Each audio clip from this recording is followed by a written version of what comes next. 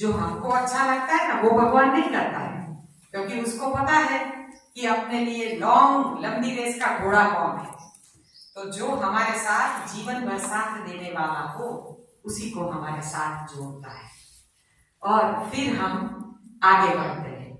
तो जो लक्ष्मी नारायण साथ में आए हैं उनके लिए बहुत बहुत धन्यवाद। हाँ, क्योंकि दोनों एक दूसरे के साथी हैं और उनका भी डायबिटीज मिटा है। वो तो बहुत पुराने साधक है, खुद की खेती करते हैं और खुद ऑर्गेनिक खाते हैं और दोनों के रोग गए।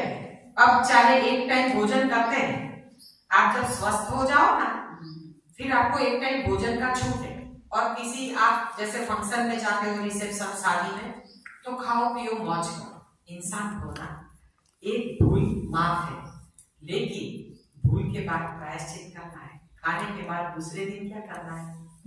उपवास और एनीमा और फिर रसाहार। ना रहा जाए तो जूस पी लो, नारियल पानी पी लो, फल खा लो, सैलेड खा लो, ना रहा जाए तो चटनी खा लो, लेकिन पोहे मत खाइए।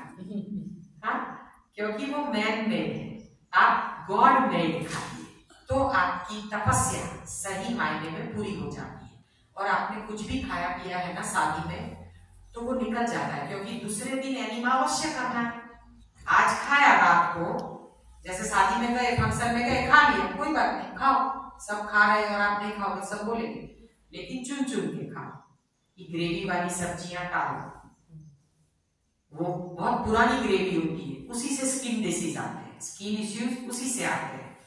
तो ग्रेवी वाली सब्जी नहीं, जो फ्रेश बनी है ना वैसी खाने की, जो फ्रेश चीजें ना वो खाने की, आटे वाली चीज नहीं खाने की, रोटी ये सब छोड़ देने का, क्योंकि आटा कैसे बनता है क्या पता। हाँ, और गेहूं में तो ग्लूटेन है, वही सब रोगों की जड़ है। हमारे ये जो सिस्टम है न्यू डाइट सिस्टम, उसमें डेयरी, बेकरी और गेहूं तीनों का निषेध है। कभी कभार गेहूं खा लिया कोई बात, कभी कभी बेकरी खा ली कोई बात, लेकिन अपने घर में नहीं।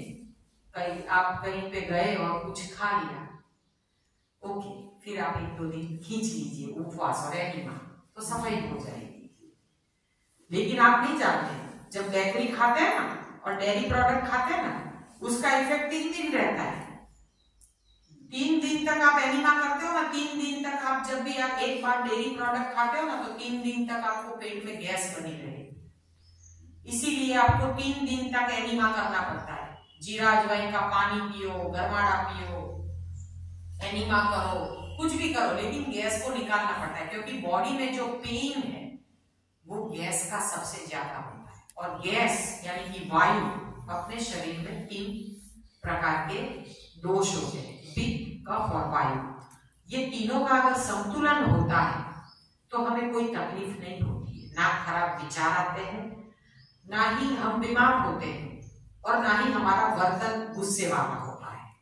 लेकिन ये तीनों दोष में से एक दोष जब डिस्टर्ब हो जाता है तब क्या, क्योंकि जो खाया उसको पूरी तरीके से निकालोगे नहीं, तो एक दोष जरूर इसमें से डिस्टर्ब होगा।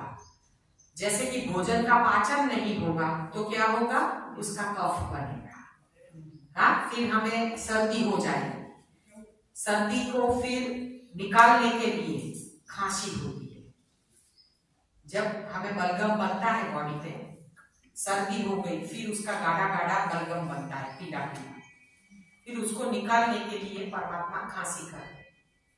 मेल बच गए? अच्छा,